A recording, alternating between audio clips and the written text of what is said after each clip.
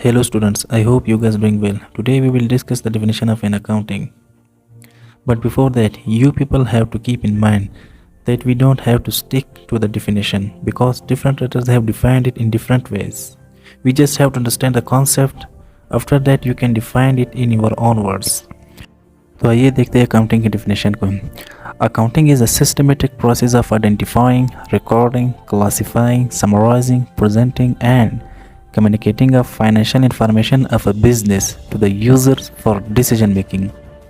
अब इस डेफिनेशन का क्या मतलब बना, इस चीज़ को हम एग्जांपल से अच्छी तरह समझ सकते हैं. तो आइए एग्जांपल पे. तो आइए अकाउंटिंग को हम इस एग्जांपल से समझते हैं. ये एग्जांपल सबसे बेस्ट एग्जांपल है अकाउंटिंग की डेफिनेशन को समझने के लिए. ये बात आपको तभी पता चलेगा जब आप वीडियो पूरा देखेंगे. So let's see. Asad bought a mobile from mister x for Rs 30,000. Asad ने मिस्टर एक्स से मोबाइल खरीदा 30,000 का. अब मिस्टर एक्स कौन है? शॉपकीपर. असद कौन है? कस्टमर. अब असद ने मिस्टर एक्स से मोबाइल की डिमांड की. मिस्टर एक्स ने असद को मोबाइल दिया. बदले में वो असद से क्या लेता है? कैश 30,000 का. अब उस मोबाइल के साथ मिस्टर एक्स एक और चीज़ असद को इशू करेगा जिसे हम इनवॉइस कहते हैं. इस इनवॉइस में क्या होता है? डिटेल ऑफ ट्रांजैक्शन, यानी ट्रांजैक्शन की जो डिटेल है, यानी मैंने कितने की सेल की, कितना का मेरे पास कैश आया, किस बंदे को मैंने सेल की, ये सारी डिटेल जो है वो इस इनवॉइस में लिखी होती है.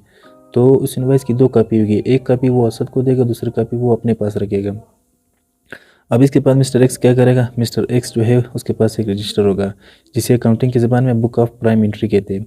उस रजिस्टर में जो ये ट्रांजैक्शन हुई है वो मिस्टर एक्स लिखेगा. यानी 30,000 का मेरे पास कैश आया, 30,000 की जो है मोबाइल सेल हुई. अब ये जो इन्फॉर्मेशन है ये मिस्टर एक्स ने कहाँ से निकाला? ये इन्फॉर्मेशन मिस्टर एक्स ने उस इनवॉइस से निकाला जिसकी कापी उसने अपने पास रखी, जो उसने असद को ऑन द स्पॉट जब मोबाइल की सेल हुई थी उस टाइम इशू किया था. तो इस इनवॉइस के थ्रू जो हम इन्फॉर्मेशन निकालते हैं इस प्रोसेस को कहते हैं identification. Step 1 of accounting definition. तो इस इनवॉइस से मिस्टर एक्स ने ये इन्फॉर्मेशन निकाली कि मैंने ये चीज़ लिखना है. अब इस लिखने के अमल को क्या कहते हैं? रिकॉर्डिंग, जिसे अकाउंटिंग की ज़बान में जनरल कहते हैं. Step 2 of accounting definition. अब ये जनरल हम आगे भी पढ़ेंगे डिटेल से. फिलहाल आप सिर्फ इतना समझे कि जो रिकॉर्डिंग का प्रोसेस होता है इसको जनरल कहते हैं. अब इस रिकॉर्डिंग किस बुनियाद पर हुई है? वो इस इनवॉइस इन्फॉर्मेशन निकाली जिसे हम आइडेंटिफिकेशन कहते हैं. So accounting is the process of identification, recording. अब ये दो स्टेप जो है वो क्लियर हो गए. Let's move for the step 3. अब मिस्टर एक्स जो है वो मार्केट में अपना शॉप चला रहा है. अब जाहिर सी बात है उस शॉप का मिस्टर एक्स ने रेंट देना होगा, सैलरी देनी होगी जो उसने अपने साथ वर्कर्स लगाए होते हैं, कैश कितना आया, सेल्स कितनी की. अब ये सारा हिसाब उसने अपने साथ रखना होगा क्योंकि साल के आखिर में जब वो हिसाब किताब करेगा कि मेरे पास कितना कैश पड़ा हुआ है, मैंने कितने की सेल्स की, कितना का मैंने रेंट पे की, कितना मैंने सैलरी पे की. अब इन सब का पता तभी चलेगा जब वो इन सब को अलग अलग रिकॉर्ड करेगा. जब अलग अलग रिकॉर्ड नहीं करेगा तो साल के आखिर में उसके पास टोटल तो होगा मगर ये पता नहीं चलेगा कि क्या क्या किस किस पोर्शन में है. तो इस अलग अलग लिखने के प्रोसेस को क्लासिफिकेशन कहते हैं जिसे अकाउंटिंग की ज़बान में लेजर कहते हैं. यानी लेजर में हम सब ये पोस्टिंग करते हैं. अब ये जनरल लेजर ये आगे हम डिटेल से पढ़ेंगे. फिलहाल सिर्फ आप इतना समझिए जो हम क्लासिफिकेशन करते हैं वो हम लेजर में करते हैं. लेजर एक किस्म का अकाउंट होता है जिसमें हम हर चीज़ का अलग अलग अकाउंट बनाते हैं. रेंट का अलग अकाउंट बनाते हैं, सैलरी का अलग अकाउंट, ये सारे जो है लेजर में पोस्टिंग होती है. तो इस प्रोसेस को कहते हैं क्लासिफिकेशन. यानी step 3 of accounting definition. Step 4 of accounting को समझते हैं. अब मिस्टर एक्स को ये तो पता चल गया कि 5,000 उसने रेंट पे की है, 2,000 सैलरी पे की, लेकिन साल के आखिर में जब वो अपना स्टेटमेंट्स बनाएगा, फाइनेंशियल स्टेटमेंट क्या होती है वो मैं आपको आगे समझाऊंगा. तो उसे पता कैसे चलेगा कि मैंने टोटल एक्सपेंसेस कितनी की, टोटल मेरे पास कैश कितना है, टोटल मेरे पास सेल्स कितनी है.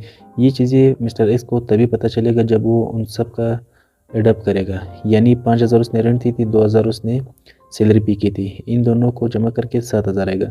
यहाँ पे एक ही ट्रांजैक्शन है तो इसलिए 30,000 ही टोटल हो जाएगा और ये सेल्स भी टोटल 30,000 हो जाएगा.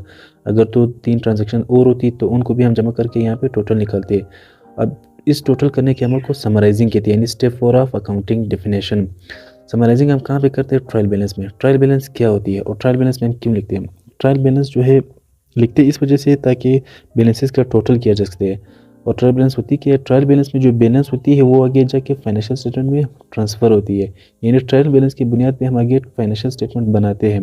अब फाइनेंशियल स्टेटमेंट क्या होती है? अब आती है अकाउंटिंग की स्टेप 5, यानी अकाउंटिंग की डेफिनेशन की स्टेप 5 जो जिसे हम प्रेजेंटिंग कहते हैं। What is presenting? अब इससे पहले हमें फाइनेंशियल स्टेटमेंट समझना होगा। फाइनेंशियल स्टेटमेंट जो है वो 5 तरह के होते हैं। इस चीज़ को हम आगे डिटेल से पढ़ेंगे। फ़िलहाल सिर्फ अकाउंटिंग की डेफिनेशन को समझने के लिए आप इतना समझिए कि फाइनेंशियल स्टेटमेंट उस चीज़ को कहते हैं जब हम साल के एंड में किसी भी कंपनी की, किसी भी बिज़नेस की मलकियत मालूम करते हैं कि उसकी मलकियत में क्या क्या चीज़ें पड़ी हुई है। सारा साल जो उसने बिज़नेस की, कारोबार की, उसने प्रॉफिट कमाया या लॉस की, साल के आखिर में उसके पास कैश कितना पड़ा, ये सारी चीज़ें जो वो हमें फाइनेंशियल स्टेटमेंट से पता लगती है, जिसे हम आगे जाके डिटेल में पढ़ेंगे। फ़िलहाल सिर्फ आप इतना समझिए। अब मिस्टर एक्स उसने सेल की थी 30,000 की, वही मोबाइल उसको 20,000 का पड़ा था। और जब 30,000 में से 20,000 लेस करेंगे तो 10,000 बचेगा। इसको हम कहते हैं ग्रॉस प्रॉफिट। अब इसको हम ग्रॉस क्यों कहते हैं? ग्रॉस इसलिए कहते हैं क्योंकि इसमें से एक्सपेंसेस लेस नहीं हुए। जब एक्सपेंसेस लेस नहीं होती तो उस प्रॉफिट को ग्रॉस प्रॉफिट कहा जाता है। अब यहाँ पे एक और चीज़ नोट कर ले, यहाँ पे लेस जो है वो मैंने एक ब्रैकेट की शक्ल में लिखी हुई है, माइनस नहीं लिखा हुआ, क्योंकि अकाउंटिंग की ज़बान में इसको ब्रैकेट में लिखते हैं, माइनस में नहीं लिखते। ये चीज़ ज़हन में रखिए। अभी इसमें से हम लेस करते हैं रेंट, 5,000 उसने पे की थी, सैलरी जो 2,000 उसने पे की थी। जब हम ये इसमें से लेस करेंगे तो 3,000 का क्या बचेगा? प्रॉफिट। अब इस प्रॉफिट को हम नेट कहेंगे क्योंकि इस प्रॉफिट में से एक्सपेंसेस लेस हो चुके हैं। जब एक्सपेंसेस लेस होते हैं तो फिर नेट प्रॉफिट कहलाएगा, जब एक्सपेंसेस लेस नहीं होते तो वो ग्रॉस प्रॉफिट कहलाएगा। अब इस प्रोसेस को, जिसके थ्रू हमने प्रॉफिट मालूम की, इस प्रोसेस को प्रेजेंटिंग इनटू फाइनेंशियल स्टेटमेंट, यानी जो हमने आइडेंटिफाई किया था, रिकॉर्ड किया था, क्लासिफाई किया था, समराइज़ किया था, उसके बाद उन सब चीज़ों को हमने फाइनेंशियल स्टेटमेंट में प्रेजेंट करना है। इस सारे प्रोसेस को प्रेजेंटिंग कहते हैं, प्रेजेंटिंग इनटू फाइनेंशियल स्टेटमेंट, यानी स्टेप 5 ऑफ अकाउंटिंग डेफिनेशन। अब इसके अलावा अकाउंटिंग की डेफिनेशन में हमने पढ़ा था सिस्टमेटिक प्रोसेस। सिस्टमेटिक प्रोसेस का मतलब है क्रोनोलॉजिकल वाइज किसी भी ट्रांजैक्शन को रिकॉर्ड करना, यानी डेट वाइज किसी भी ट्रांजैक्शन को अच्छी तरीके से रिकॉर्ड करने को सिस्टमेटिक प्रोसेस कहते हैं। अब अकाउंटिंग की डेफिनेशन में जो नेक्स्ट चीज़ दी, communicating financial information to the users. What we mean by financial information? Anything which is a monetary value, हर वो चीज़ की कोई कीमत हो जिसको पैसों में तोला जा सकता हो। Anything which can be measured in the form of money. अब आप एक शॉप में, आपको एक मिसाल देता हूँ, आप एक शॉप वाले के पास जाते हैं, वो आपको सजेशन देते हैं कि आप फलाने के पास जाओ, ये चीज़ आपको अच्छा मिल जाएगा। आप फलाने के पास जाते हैं, वो चीज़ ले लेते हैं। अब आप जिससे लेते हैं वो तो ट्रांजैक्शन हुई, लेकिन जिस शॉप वाले ने आपको सजेशन दी वो ट्रांजैक्शन नहीं कहलाएगी। क्योंकि वो मैयर नहीं हो सकता in the form of money, क्योंकि उसमें पैसा इन्वॉल्व नहीं। जब पैसा इन्वॉल्व नहीं तो वो ट्रांजैक्शन हम रिकॉर्ड नहीं करेंगे। हम सिर्फ वो ट्रांजैक्शन रिकॉर्ड करेंगे जिसमें पैसा इन्वॉल्व हो, या कोई ऐसी चीज़ हो जो कन्वर्टेबल इनटू कैश, यानी कन्वर्टेबल इनटू मनी, जिसको हम पैसों में तब्दील कर सकें।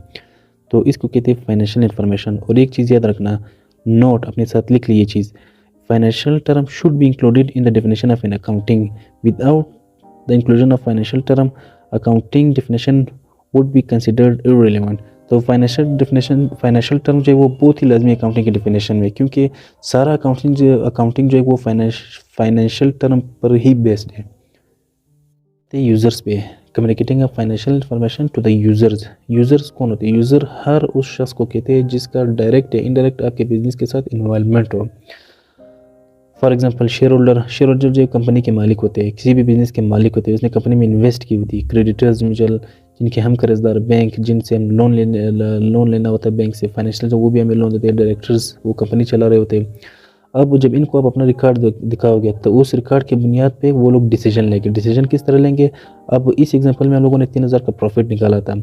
अब शेयर होल्डर देखेगा कि 3,000 का प्रॉफिट निकला है, जाहिर सी बात है वो खुश होकर वो मजीद इन्वेस्ट करेगा, वो अपने शेयर ट्रांसफ़र नहीं करेगा। बैंक जो वो मजीद प्लानिंग करेगी कि इसको आगे बढ़ाया कैसे जाए प्रॉफिट को।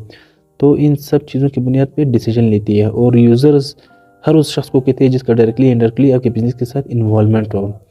अब मुझे उम्मीद है कि आप लोग अकाउंटिंग की डेफिनेशन अच्छी तरह समझ चुके होंगे बनिस्बत पहले की। सो सी यू नेक्स्ट लेक्चर, बाय।